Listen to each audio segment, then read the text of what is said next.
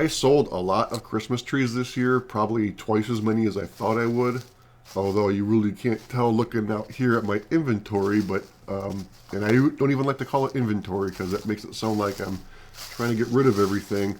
And if someone comes to buy a tree and takes it, that's fine. If there's trees left standing and they grow up to be taller, that's fine too. But yeah, I was surprised at how many I sold overall. What I was not surprised about though is how many big trees I sold, because I always sell a lot of quite a few larger trees like 10 feet and taller, and I'm just wandering around looking at some of the ones that were cut here. That right here is it's a Norway spruce. Generally they don't really grow in a really good shape for a Christmas tree. They're generally used for landscape trees, and so that's a Colorado blue spruce, and that there is a Norway spruce that's at least 20, 25 years old. This one's got some ivy or something growing in it. I need to get rid of that next year. But yeah, sometimes I'll get some trees. I can trim them up. Some people will buy the Norway spruce for a Christmas tree, but for the most part, these are all blue spruce. And this is one cut last year. You can tell by the coloring of the stump, and that was probably about a 7-foot tree. This one here about the same, and another one that was cut last year. And this one here, you can tell that's a little bit larger. It's probably about a 9-footer, and that freshly cut this year. You can tell by the coloration on top. And we're just wandering to the further to the back of the property where the larger trees are. That's another one that's pretty decent size tree right there. And I'm just going on by the size of the stumps. That doesn't necessarily mean exactly how tall the tree was, but another good sized tree, probably 9 or 10-footer, judging by that stump. And let me just pass by another one that was cut this year. This might be the biggest one that was cut this year. It's I'll use my hand for reference there. It's probably 5 or 6 inch diameter a stump there. So that tree is probably about 14 feet. Most of the time, the customers just drag the trees out of the field themselves, but when they're that big, I'll bring my utility trailer hooked up to my tractor and we'll pull it out that way instead. I remember this one because I cut it down and delivered it. Normally, I don't cut the trees for customers, but he wanted me to cut it down and deliver it to him, so I did. And he's kind of this eccentric guy, super excited about having this monster tree in his house. And I think it sounded to me like that he waited till his wife wasn't home to go out and get a tree and bring it back because he wasn't sure what she was going to think of it. It didn't quite fit where he put it, and you can see the spire on top. That's sticking out sideways because it's resting up against the ceiling. And he actually decorated it that way. He put an angel on top on that spire, so it was kind of sideways, and I thought it was hilarious. I thought I had a picture of it decorated too, but I can't find it, unfortunately.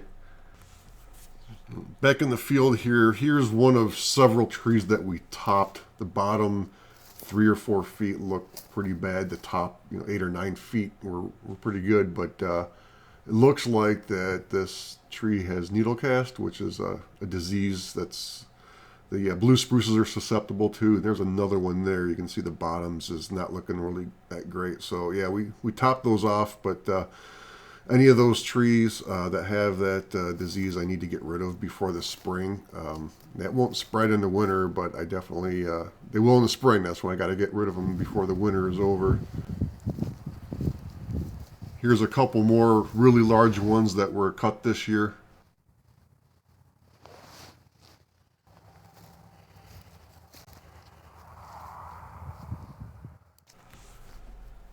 Yeah, here's about a day's worth of trimmings. All the branches we trim off before we run the tree through the baler.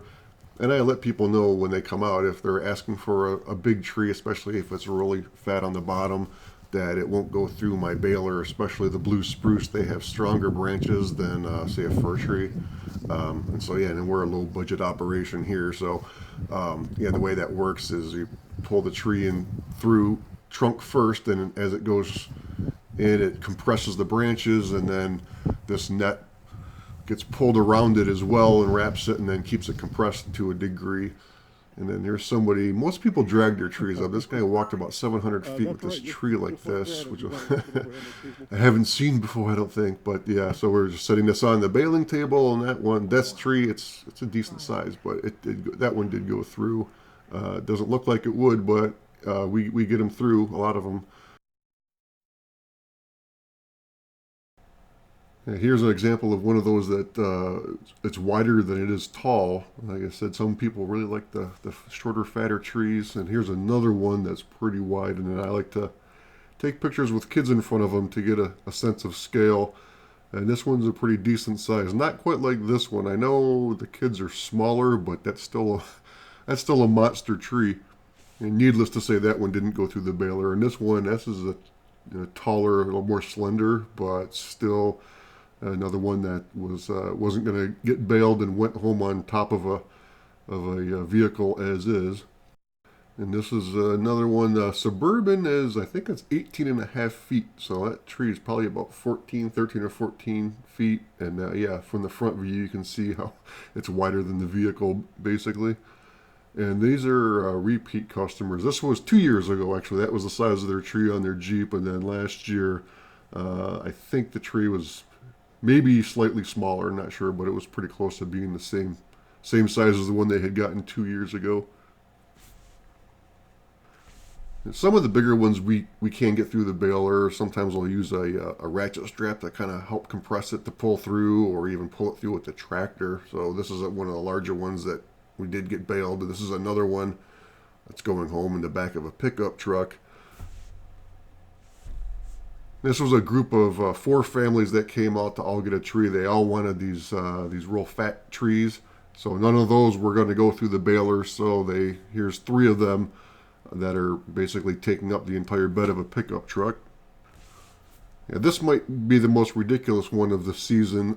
This guy's got a short bed. It's a 5.5 foot bed. Plus he's got a toolbox in the back. One of the bed mounted toolboxes, so there's no room to put this tree in, so he loaded it sideways. Fortunately, only had like a mile down the road to go, but it's one of these things though that the customers are responsible for loading their cargo. I don't do these things, they do, and I think it's hilarious.